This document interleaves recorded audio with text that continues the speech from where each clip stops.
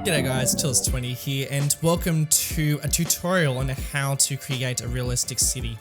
Now, I am not an expert on creating a realistic city, and I am definitely just going to present my ideas. So, before I get started, definitely hit up the comment section and let me know what you do to create a realistic city in Cities Skylines, and whether you agree with what I'm saying or disagree, I'm all ears. And of course, if this video is helpful in any way, definitely show your appreciation by hitting that like button.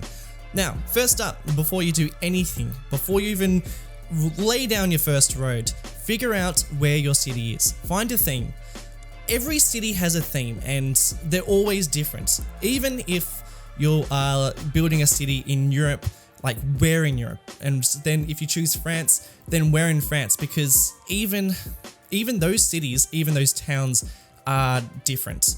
Like I know a lot of people build in like an American style and they just go, oh, I'm just building an American city. Yeah, but you know, building a city in LA and then building a city in New York are totally different. And I made like a bit of a bad decision basing Springwood off New York and then LA, because I later realized that they are just so different that it's really hard to incorporate that. And although that I feel like I might be doing a good job now, it's taken ages. So I think it's really important to figure out where in the world your city is and then like really specify that, because architecture, road layouts, even the direction they drive, like it's like all that stuff's really important, which is why I say I am no perfectionist, because I have a city based in America, left-hand driving, New York, LA, it's a mess. So definitely figure that out before you start building. Now, something that's going to help you figure that out is using Google Earth. I don't build without using Google Earth now, and I find it really hard to even think of anything not using Google Earth. It's perfect for finding inspiration or figuring out how the road layouts work, or even if you're copying something completely, don't be afraid to do that.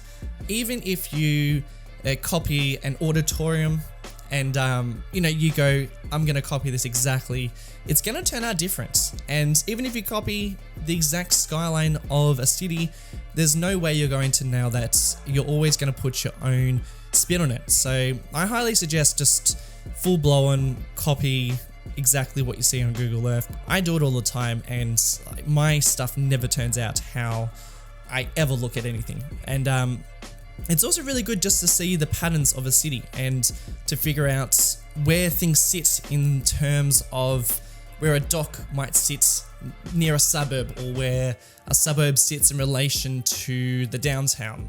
Like, using Google Earth is really useful for that. Which leads me to my next point, and that is plan before you build.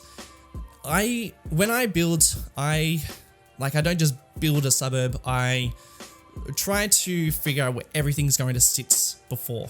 And the way I do that is I use the districts to paint down where I want particular elements of my city to look. If you were to tune into any of my series, you will see actual names of places. Like some of them might say Brooklyn, or they might say Docks, or these are just ideas of where I want things to sit.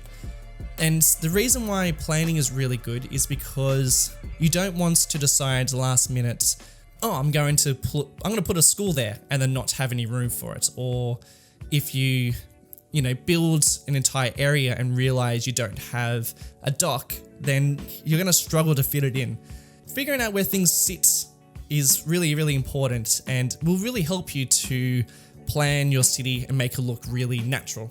And that'll also help out with scale, which is really, really important, because you know, if the downtown is this big, and if a building looks like this size, then a high school has to look about this size, and then a house needs to look, like all this sort of stuff kind of works. Also, how many times have you built a city and then realized you didn't plan your networks properly, or your train line doesn't hit one suburb? It's so annoying. So I highly suggest figuring out exactly where everything is and how it flows. And sometimes you don't need a train line. Like some cities don't have train lines, so you don't have to plop down everything in Cities Skylines if you want to build something realistic. Remember, we're talking realistic. We're not just going for just imaginary places. My next point is all about city patterns and how cities grow naturally. Now, it's kind of tricky to build in terms of how a city would naturally build, because cities expand from, they don't just expand from the downtown outwards, they usually expand from neighborhoods. So neighborhoods will, form, they'll be small towns, and then as they slowly grow, then they will start connecting up with the roads and suburbs and fill out that way. So when I build my cities, I try to imagine how my city has expanded over time. Whether people have moved close to the industrial area for work, or whether this neighborhood has expanded because of its university, or whether, this small farming town has changed over the years.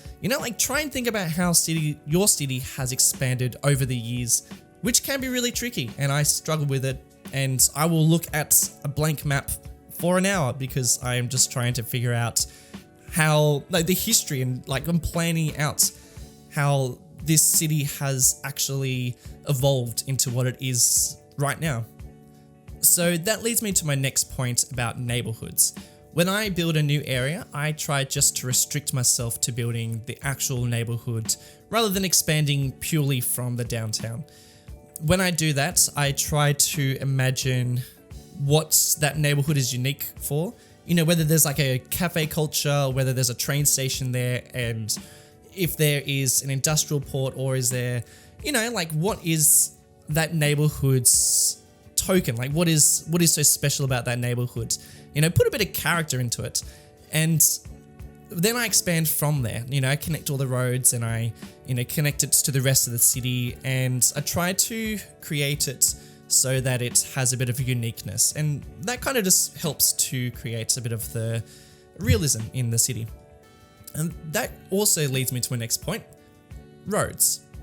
When I build roads, I try to use the formula. I try to start with the biggest road, and then I expand by connecting all the smaller streets, and then even some back alleys.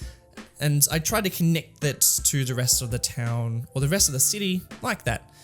Something I also try to remember when I build a road is that generally roads lead places.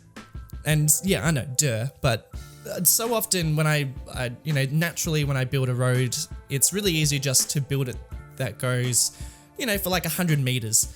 Whereas roads will go for kilometers and kilometers, and if it's an avenue or a highway, it could go for hundreds, thousands of kilometers. So it's really important to remember that happens, because it is really easy just to build a tiny road. And it's amazing how much of an impact that creates on the realism. It's really easy just to lose a lot of realism from creating such a small road. And so, yeah, just try and imagine that your roads need to lead places. They're connected for reasons, and they're connected because they need to give an ease of getting from one place to the other. Also, the type of layout you use in a city really impacts the type of city it is, or even whereabouts in the world your city is. Now, I know in Europe you can find layouts that are very classic historical city layouts in Europe, and you won't find this in every European country, or you won't even find this in every city. It's just one style. And then the city will break up into a different style of layouts. It might go from a historical quarter to more structured suburbs that are in a grid. A lot of American cities are based on a grid, and then some aren't. And then some cities in other countries are, all over the place in terms of road layouts. And then some road layouts in Sydney are all over the place. So, it's really dependent on the type of area you're building, and which kind of leads me to my last point, and that's don't make it perfect. Even the most perfect city, even the most perfect planned city is not perfect. It has its grit, has its grime, has its broken down elements. So, and that's generally my favorite thing to build. you know, it might not be your favorite, but I really like building those sides of the city. So even if you have a grid, it doesn't have to be totally straight. If you build a highway, it doesn't have to be so perfect. In real life, these places, they're not totally brilliantly even, and like slopes aren't perfect. Like, it's just not. So don't feel like you have to make it totally perfect. And even when you don't make it perfect, it actually really helps to create that realism, and it does enhance it. I mean, although you lose a lot of like sleep over the fact that your junction isn't sloped quite as perfect as you might like, in terms of realism, you've got 2 thumbs up from me. Now, that's just all my opinions on how to create a realistic city. They're just things that I do in my cities, and if you want to check out the rest of my builds and to see my cities in action, definitely go and check out my my 3 series kind of going at the moment, and that would be really, really cool. But yeah, thanks for tuning in, and if you have any comments, if you have any suggestions, please let me know in the comments below, because I am all ears and I would love to know. But until next time, thanks for tuning in. I'll catch you guys in the next episode. See ya.